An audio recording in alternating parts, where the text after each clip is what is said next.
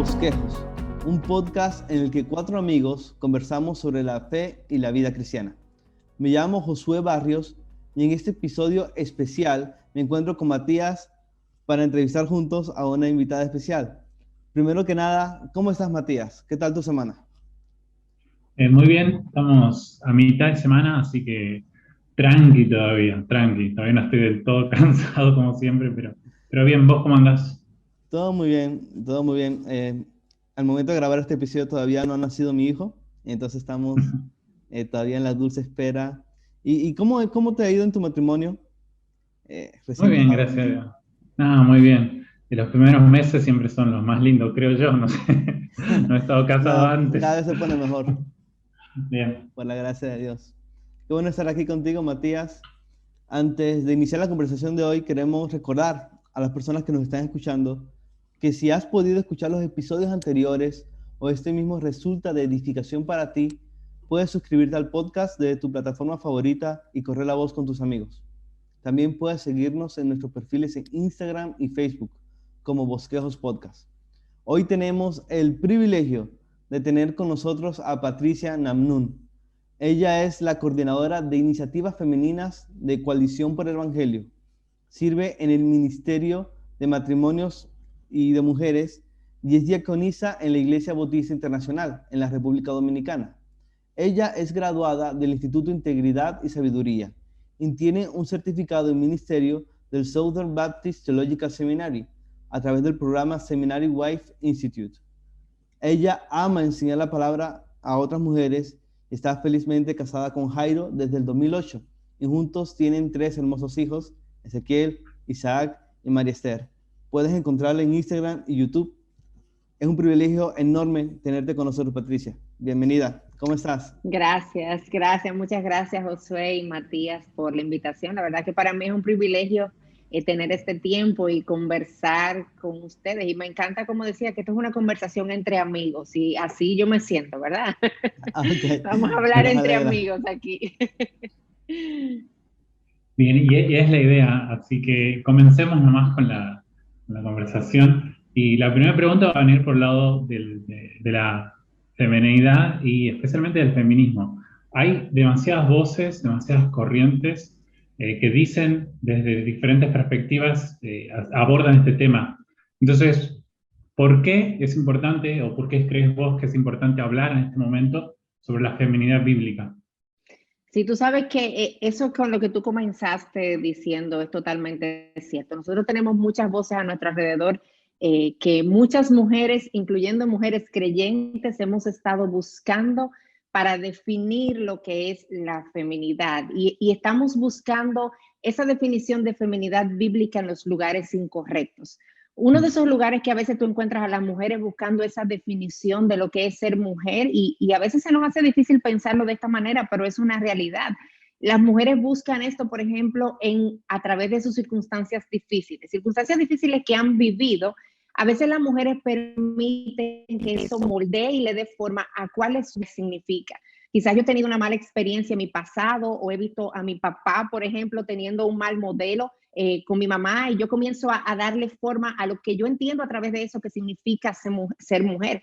También nosotros vemos estas voces, por ejemplo, a través de todos los medios de comunicación que te mandan, te envían esta idea de lo que ser mujer significa y es una idea completamente apartada de las escrituras y todo el movimiento feminista que de alguna manera ha arropado nuestra sociedad y un movimiento que promueve la igualdad de roles tanto para el hombre como para la mujer y que cuestiona la realidad bíblica de la asignación de roles según los géneros. Y entonces este es un movimiento que lo que está haciendo es que ha entendido que el valor de una mujer está de acuerdo a lo que ella puede hacer o lo que ella no puede hacer.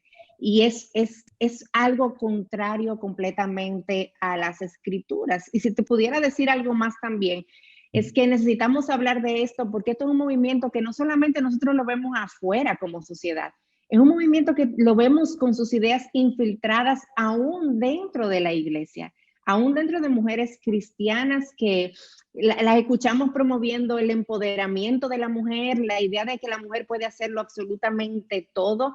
dentro de un matrimonio la idea de que la mujer no debe someterse porque eso es como una denigración de lo que es su valor como mujer, o la mujer que no quiere dejar su carrera atrás para dedicarse quizás a cuidar a sus hijos de alguna manera y desorganiza sus prioridades. Y todo esto son ideas que vienen del feminismo y son bien sutiles, y por eso necesitamos hablar de este tema, tanto para fuera de la iglesia como para dentro de la iglesia también. Bien, y siguiendo con lo que estabas comentando, creo que las corrientes feministas lo que le critican a la religión, a distintas religiones, a los evangélicos, pero especialmente a la Biblia, es que justamente la Biblia es muy machista u opresiva. ¿Qué respondes o qué responderías ante esa acusación? Una respuesta corta. Vamos a leer mejor la Biblia entonces. Bien. Si dices eso, leamos la Biblia mejor. Sí. Ahora viene la respuesta larga porque no lo voy a dejar ahí. Pero yo creo que, como todo, porque a veces uno habla de las cosas y uno no sabe exactamente qué es lo que significan. Vale la pena poder definir qué es el machismo, ¿verdad? Sí. ¿De qué nosotros estamos hablando cuando hablamos del machismo? Bueno, el diccionario de la Real Academia Española define el machismo como una actitud de prepotencia de los varones respecto a las mujeres, o como una forma de sexismo que se caracteriza como por la prevalencia del varón. Entonces, el machismo, según esta definición y como ideología, es un resultado del pecado. Eso viene de nuestra condición caída y el machismo existe, es una realidad. Ahora, no en la Biblia, y nosotros vamos a ver ahora por qué no está en la Biblia. Y lo primero es que si podemos decir que el machismo viene como consecuencia del pecado, la Biblia me enseña que Dios no es autor de pecado. Y yo no puedo atribuirle a Dios algo que Él no es, y algo que Él no posee. Y Dios no tiene pecado, Dios es puro, Dios es perfecto, y por lo tanto yo no puedo decir que Dios es machista. Ambos, hombre y mujer, de acuerdo a lo que nosotros vemos en las escrituras, tienen el mismo valor delante de Dios, y ese valor es la imagen de Dios impregnada en el hombre y en la mujer, y ese valor está presente ahí. Otra razón más, cuando nosotros nos vamos a la obra de Cristo, Cristo murió por hombres y murió por mujeres sin distinción alguna. Y Gálatas, por ejemplo, 1:27, que es un pasaje muy mal utilizado para defender todo esto del movimiento feminista. Ese pasaje dice que no hay judío ni griego, no hay esclavo ni libre, no hay hombre ni mujer, porque todos somos uno en Cristo Jesús. Está hablando del contexto de salvación. En el contexto de la salvación, en el contexto de la obra de Cristo y de lo que Él ha hecho, no hay hombre y no hay mujer, porque todos tenemos la misma oportunidad, la misma gracia para recibir en Cristo. Entonces, esta obra tan grande de redención de Jesús es para hombres y es para mujeres. Pero ¿sabes qué? Si tú ves la vida de Jesús también, Jesús revolucionó completamente el trato hacia las mujeres, y Jesús rompió con todas las barreras sociales y las barreras religiosas de su tiempo. Uno de esos ejemplos es la mujer samaritana. Jesús primero hablando con una mujer en ese tiempo, y hablando con una mujer samaritana, y una mujer con la reputación que tenía esta mujer. Jesús se acerca a ella. Si la Biblia fuera machista, eso no fuera lo que nosotros estuviéramos viendo ahí. Nosotros tenemos la historia de Ruth y Noemí, la historia de Esther, libros dentro de la Biblia con los mismos nombres de estas mujeres también. Vemos a veces, sí, genuinamente Dios llama a la mujer a someterse al hombre, pero ¿sabes qué le dice al hombre? Le dice que ame a su esposa como Cristo amó a la iglesia, y la manera en la que Cristo amó a la iglesia fue entregando su vida por ella. O sea que el llamado que le hace al esposo es un llamado que yo considero aún mucho mayor, y por lo tanto no hay forma en la que yo pueda ver que la Biblia es un libro machista si yo la leo y la veo de la manera correcta, en la manera en la que ella misma se está presentando también. Pienso mucho en un pastor que leí, creo que John Piper. Él decía: nunca he conocido a una mujer cristiana que se queje de tener que someterse o sujetarse a un esposo que la ame como Cristo ama a su iglesia. Creo que es un buen punto. Exacto, así es. Pensando en todo esto, quería preguntarte, ¿cómo, ¿cómo conociste la centralidad del Evangelio para el tema de la feminidad bíblica? Porque algo que me gusta de tu enseñanza, Patricia, es que cuando hablas de todos esos temas, buscas hacerlo volviendo al Evangelio. ¿Por qué el Evangelio es tan importante para esto y cómo podemos definir la feminidad según la Biblia? Porque ya hemos Ujú, hablado de ujú. por qué hablar de feminidad bíblica y qué responder a alguien que cree que la Biblia es machista. Pero ¿cómo la definimos positivamente? ¿Cómo podemos hacer? Claro. Claro, tú sabes que la centralidad del Evangelio es esencial en todo lo que nosotros hacemos, en todo lo que nosotros vemos, conversamos, absolutamente todo. El Evangelio no es solamente eso que nos trae salvación, el Evangelio es eso donde nosotros vivimos y a partir de donde nosotros definimos toda nuestra cosmovisión y nuestra perspectiva como creyentes, porque eso es lo que la Biblia hace. Cuando yo voy a las escrituras, yo veo que toda la escritura apunta a Cristo, apunta a esa obra de redención y por lo tanto ese es mi punto de partida en absolutamente todo. Y yo no puedo definir la feminidad apartada de la verdad del Evangelio. Porque una de las razones por las que yo les mencionaba hace un ratito de que la Biblia no es machista es justamente la razón de que Cristo murió por hombres y por mujeres también. Y esa es una de las cosas en las que yo estoy viendo y la que yo puedo ver el valor que Dios le da a la mujer, que Él entregó a su hijo a morir por ella, por hombres y por mujeres también. Y eso es parte de lo que hace el Evangelio. El Evangelio me ayuda a poner las cosas en el lugar correcto, donde deben ir. Entonces, cuando yo estoy hablando de feminidad y para dar como una definición de lo que es la feminidad, yo te pudiera decir algo sencillo y de manera breve nosotros podemos decir que la feminidad bíblica es el diseño de Dios para la mujer. Cómo Dios nos creó y por qué Dios nos creó como mujeres. Ahora, esa es la parte corta y tranquilo, Josué y Matías, no los voy a dejar solo con eso. Esa parte corta, nosotros podemos extenderla y necesitamos hacerlo también. Y para eso yo quiero traer un pasaje que es esencial en todo esto, que es Génesis 1:27. Y ese pasaje dice, Dios creó al hombre a imagen suya, a imagen de Dios lo creó, varón y hembra los creó. Y nosotros vemos aquí dos cosas esenciales para poder definir la feminidad bíblica. Y lo primero es que dice que Dios creó al hombre a imagen suya. Y luego hace la especificación de varón y hembra los creó, pero aquí nos está dejando ver de que ese varón y hembra que fueron creados, Dios lo creó a su imagen ambos. Y aquí radica la posición genuina del valor de nosotras como mujeres. Nuestro valor está en que nosotros fuimos creadas a imagen de Dios también, y el hombre fue creado a imagen de Dios también. Y eso es un punto de partida para poder definir la feminidad bíblica. Ahora, no se quedó ahí. Dios hace una distinción. No hay distinción en cuanto al valor.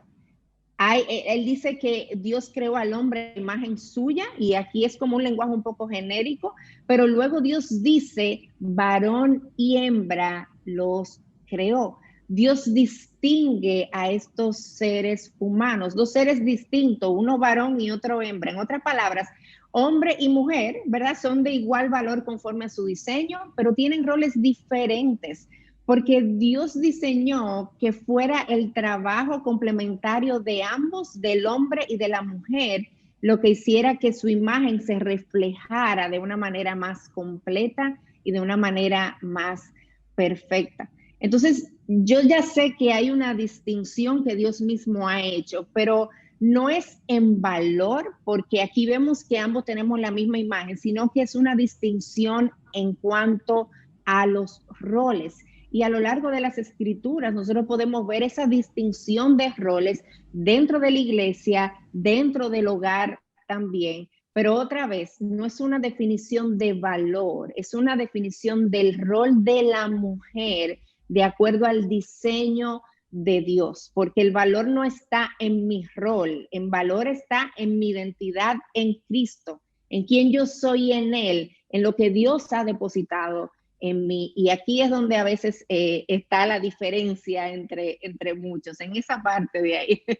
Sí, Sí, me imagino entonces que, como decías, ¿no? Esto tiene que tener implicaciones por la vida práctica. Recién al comienzo hablábamos de las voces que hay en este mundo abordando el tema que es ser mujer, y hablamos de los que se metían incluso hasta dentro de la iglesia, ¿no? Entonces, esta definición que vos das, ¿cómo afecta en la participación de las mujeres justamente dentro de la iglesia, en el contexto en el que estamos?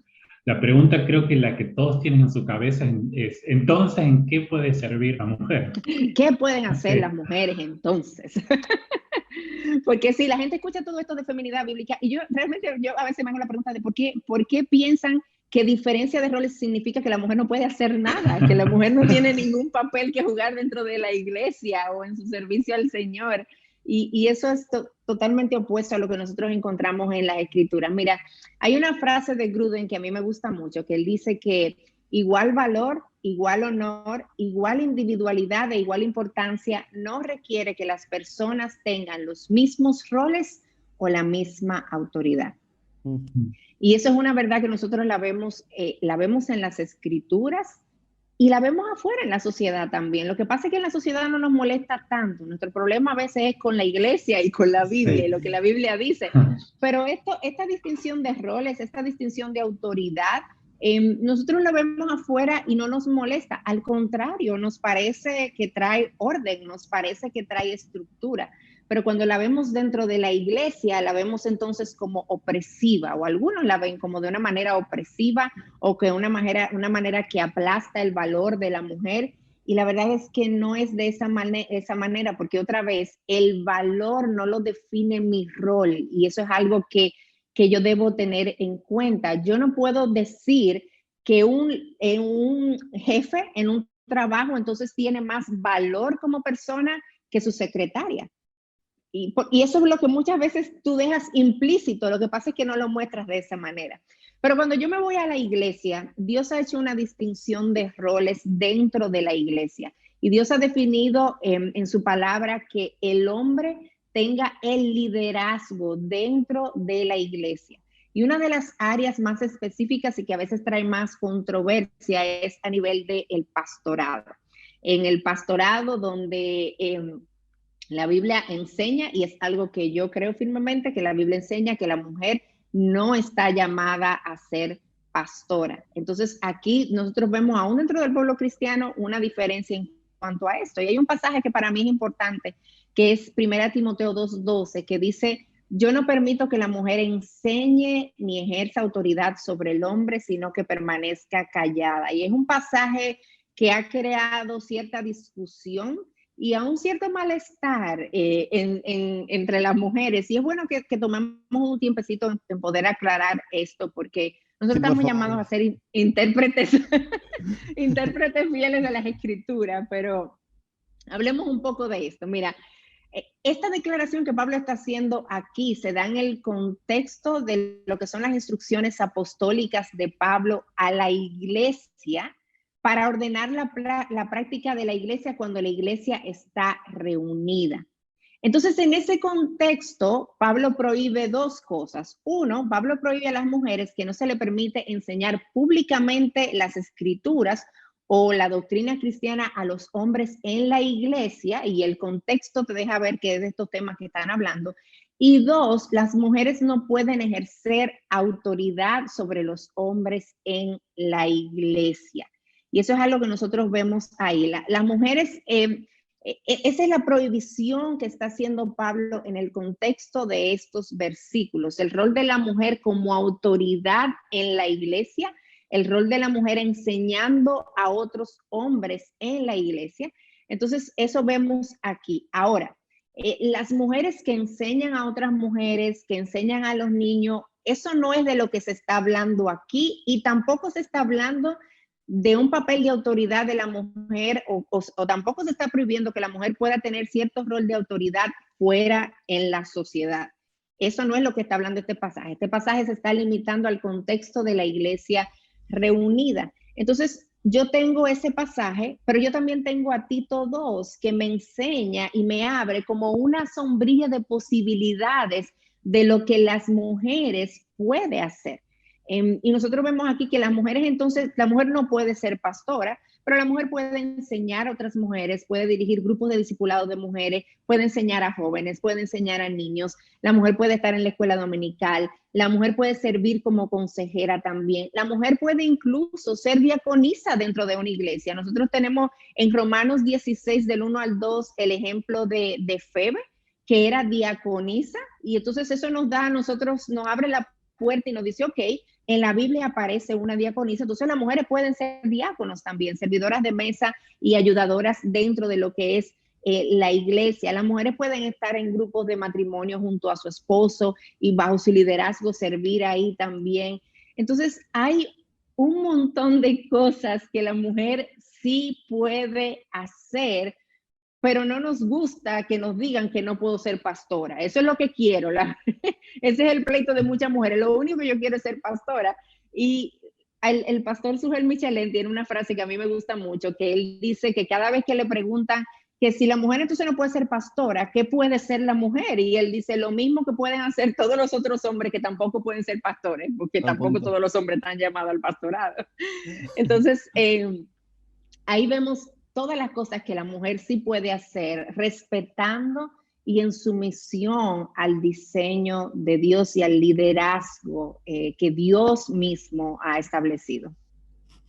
Estaba pensando en ese ejemplo que mencionaste, el de Febe. Creo que fue Febe, la persona a la que Pablo le delegó enviar la carta a Roma. Y eso también es algo muy contracultural que el cristianismo hizo, darle valor a las mujeres, incluso en misiones tan importantes como esta. Para la iglesia de Roma debió ser muy impactante, en especial para los nuevos creyentes, ver que Pablo envió su carta por medio de una mujer, porque las mujeres eran tenidas en muy baja estima. Realmente apreciamos mucho tus comentarios, creo que han sido muy edificantes, y quería ahora pensar un poco en el plano fuera de la iglesia. Ya vimos cómo afecta la feminidad bíblica a las tareas o las áreas en las que puede servir una mujer en la iglesia. Pero, ¿qué de las áreas fuera de la iglesia? ¿Cómo afecta la feminidad bíblica en ese caso? Claro, y eso es una buena pregunta porque cuando hablábamos de la pregunta anterior te comentaba que el pasaje que utilicé está limitando la autoridad de la mujer dentro de la iglesia reunida, pero eso no lo está haciendo para la mujer, por ejemplo, en el ámbito laboral.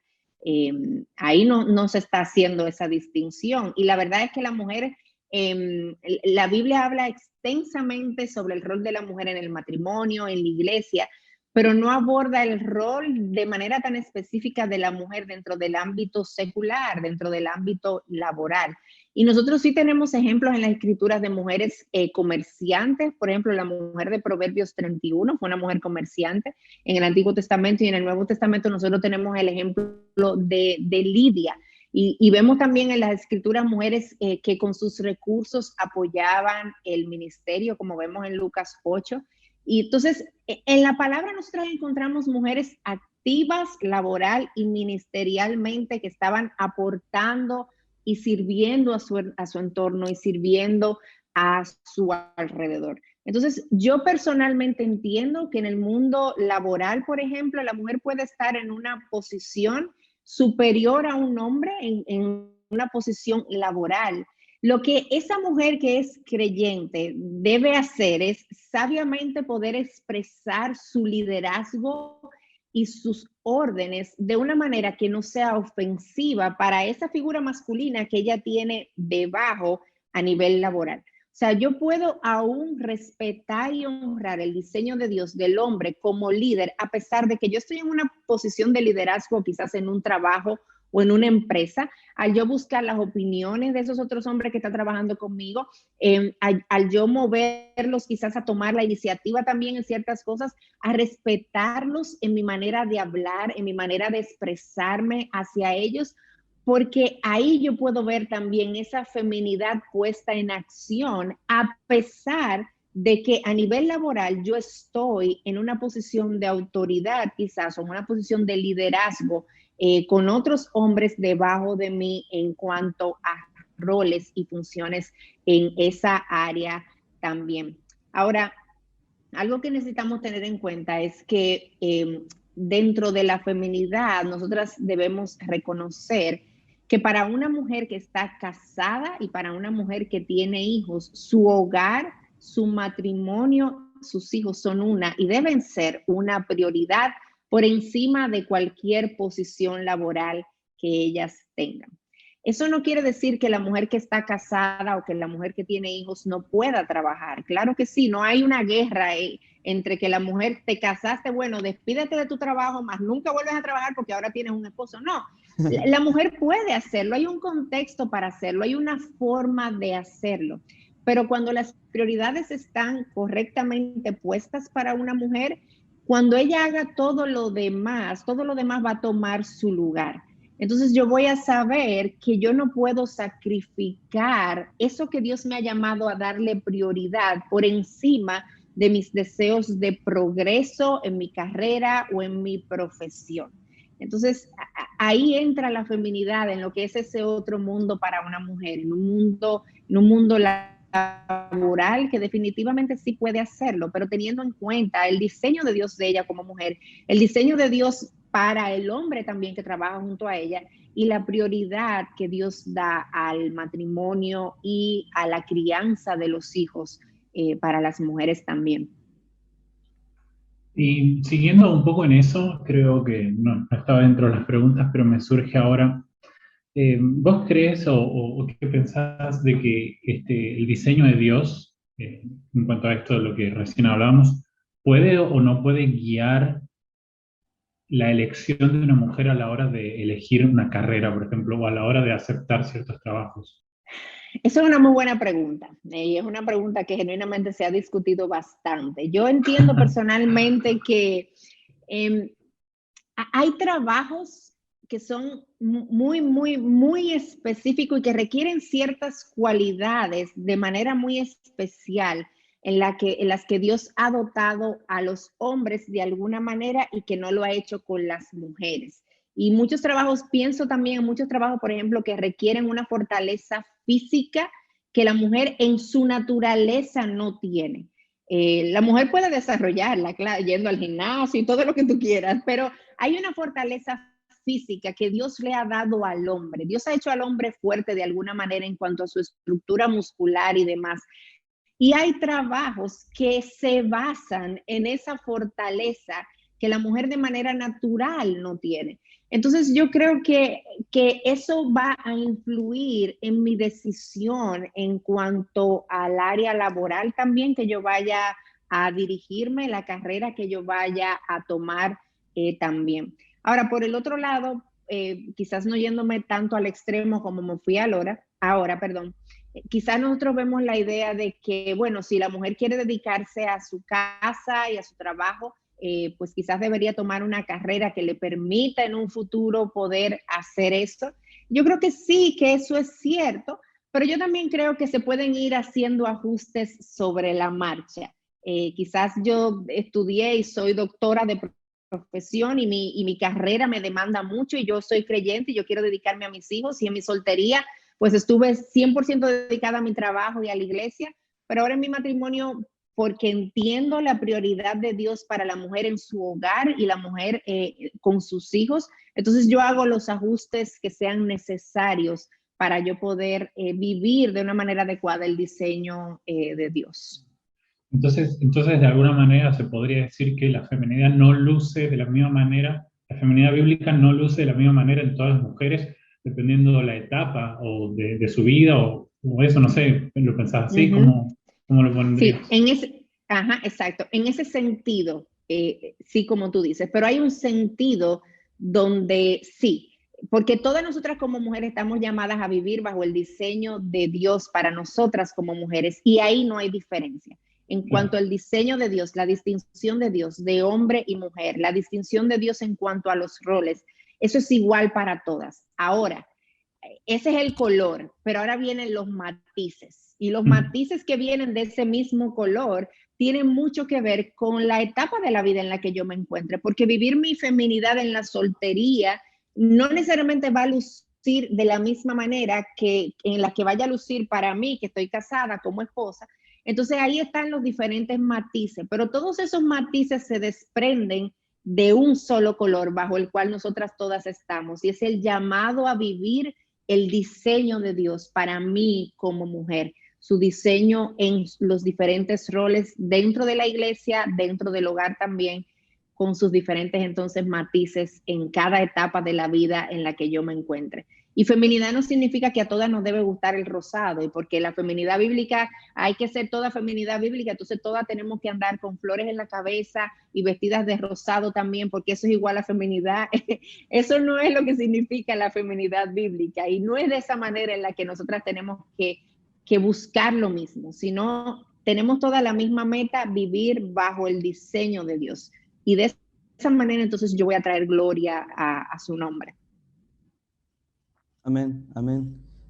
Cuando, cuando escucho todo esto, pienso mucho en que vivimos en una cultura donde algunos valores cristianos son aceptados, en especial cuando se exige correctamente a los hombres que respeten a las mujeres y que las valoren. Pero al mismo tiempo algunos valores bíblicos son rechazados, como eso que hemos venido hablando de la feminidad bíblica. Yo creo que los hombres tenemos la responsabilidad de buscar honrar a las mujeres conforme a su diseño, asignando el valor. Los hombres deberíamos ser las primeras personas en el mundo en oponerse a toda opresión contra las mujeres y a todo maltrato contra la mujer, porque los hombres debemos proteger. Así es. Dios nos hizo para eso, Dios nos hizo para cuidar. Y yo creo que eso es algo que nosotros debemos hacer en una cultura hostil al diseño bíblico. Pero también es cierto que debido a que la mujer tiene un valor y roles, ella también supongo que debe tener algunas responsabilidades. Entonces quería preguntarte, ¿qué consejos puedes dar a las mujeres que viven en una cultura cada vez más feminista y cada vez más hostil al diseño bíblico? He conocido mujeres y hermanas en la fe y hermanas en la iglesia que a veces tienen amigas que se burlan de ella. Vemos eso en la cultura. Algo que me sorprendió mucho, que a mí y a mi esposa nos sorprendió mucho cuando vinimos a Argentina, es ver cómo ha crecido el feminismo aquí. Es increíble. Y es normal que los cristianos podamos sentirnos a veces hasta intimidados. ¿Cómo vivir contra la corriente? ¿Qué consejos puedes darle a una mujer Sí, la que se verdad es encuentra? que hay muchos lugares donde, como tú comentas, Josué, y allá en tu país también, donde estás ahora mismo viviendo, donde esto es cada vez más hostil, donde el rechazo es cada vez mayor, donde la burla es cada vez mayor, simplemente porque yo decido vivir bajo el diseño de Dios. Pero hay una cosa que es fundamental, que todas nosotras como mujeres necesitamos, y es que yo tengo que saber y creer hasta los tuétanos de mis huesos que eso por lo que yo estoy viviendo es verdad. Porque cuando yo creo que eso es verdad, cuando yo creo que hay libertad en vivir el diseño de Dios para mí, entonces yo voy a estar parada en terreno firme y van a venir ataques que quizás pueden tambalearme un poco, pero yo no me voy a derribar porque yo he sido firmemente plantada en esa verdad. Y yo quiero decirle a todas las mujeres que están viviendo circunstancias como esa, que se mantengan firmes y apegadas a las verdades de las escrituras. Que cada voz que ellas estén escuchando, que vengan inmediatamente y la filtren a través del filtro, valga la redundancia, de las escrituras. Y que en la medida en la que todas esas voces comiencen a hablar fuerte a nuestras mentes, nosotras hagamos que la voz de Dios a través de su palabra hable aún más fuerte a nuestras mentes y corazones. Y eso va a requerir que yo aprenda con una mayor frecuencia a hablarme continuamente, a recordarme las verdades de la palabra cuando yo escucho otras voces y aun cuando en mi propia mente se levanten ideas contrarias al diseño de Dios, ideas contrarias al diseño de Dios para mí como mujer, que yo pueda traer la verdad a esa mentira y abrazar esa verdad y creerla en fe. Pero no solamente es que yo debo creerlo, no solamente es que yo debo abrazar, es que yo debo buscar vivir ese diseño. Porque en la medida en la que yo vivo las verdades de la palabra de Dios y yo vivo mi diseño como mujer, yo les estoy mandando un mensaje al mundo, con mi vida también, de que esto no es solamente una cosa que yo estoy predicando con mis labios. Esto no es solamente una cosa que yo te digo que tú tienes que hacer. Esto es una cosa que tú ves en mi vida también y tú ves una vida gozosa de llevar ese diseño. Y yo creo que eso habla mucho a otros. Cuando yo veo que en mi hogar hay gozo, y que yo me siento gozosa de vivir mi diseño, de reconocer que yo como esposa soy ayuda idónea para mi esposo, que yo debo someterme a su liderazgo y yo lo hago con gozo.